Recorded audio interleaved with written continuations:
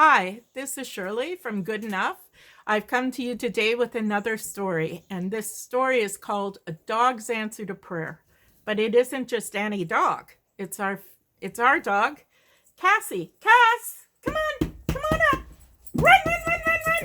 Up. There you go. That's my girl. Cassie is our newest member of the family, and she is a rescue dog. We're her third home. Her first home was a long haul truck driver who couldn't take Cassie with him because he was crossing borders and on the road for an incredibly long time.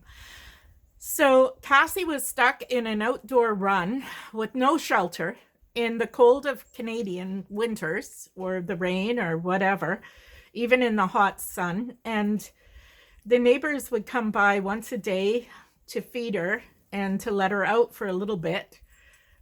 He paid them to do that, but her story with us starts after that. And it started with me waking up at 3 a.m. and waking up my husband, of course, and saying, John, we have to wake up. We have to get up. We have to phone our dog breeder because she has a puppy for us. And my husband said, it's 3 a.m. Go to sleep. And I said, no. We have to phone her. She has a puppy for us. And John said, well, wait till morning. Okay. Wait till morning. So I waited until 9 a.m. and I phoned the breeder we had bought our previous German Shepherd from. And I knew this was silly because we're senior citizens. She's a lot more senior than we are. And we knew that Beowulf was one of the last puppies that she had bred. But I phoned her and I said, this is Shirley, and I think you have a puppy for us. And she said, oh no, Shirley, I retired years ago. I haven't had a litter for over a decade. And I said, but you've got a puppy for us. And she said, well, I don't have a puppy. But she said, I know this beautiful German Shepherd named Cassie, who's in her second home.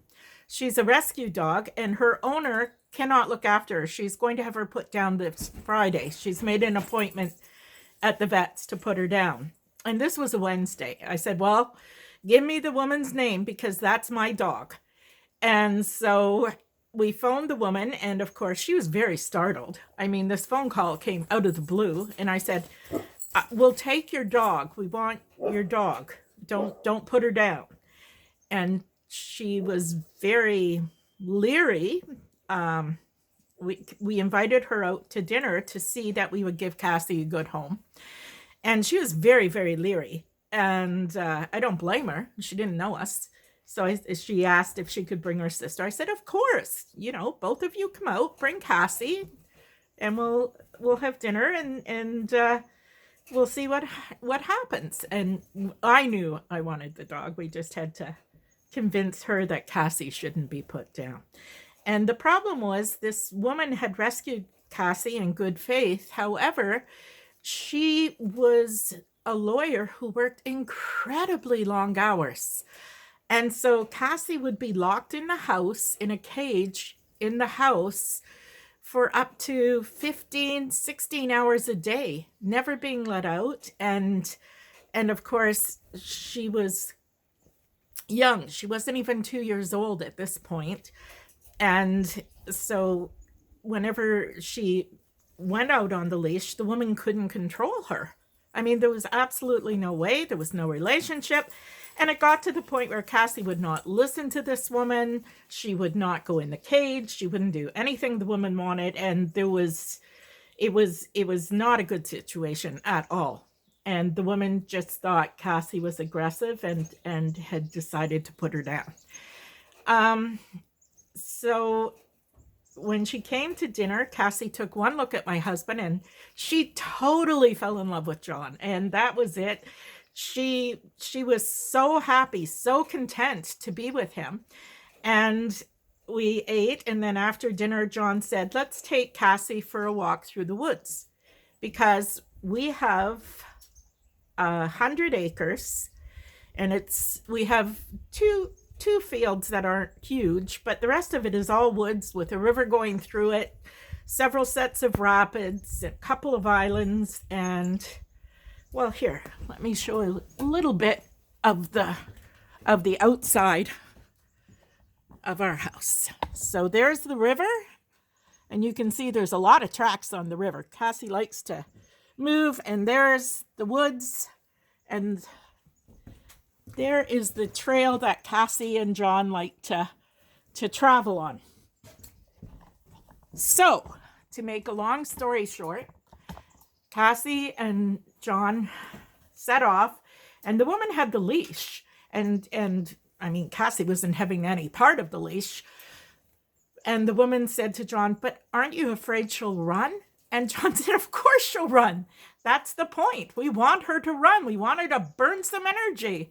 This poor little girl has a lot of energy." And so they went for the walk, and Cassie ran around in circles. She ran back and forth in circles, but she never really left John's sight. And she's always been that way. She loves to run. She loves to jump. She loves to chase birds and squirrels. Birds are a little harder.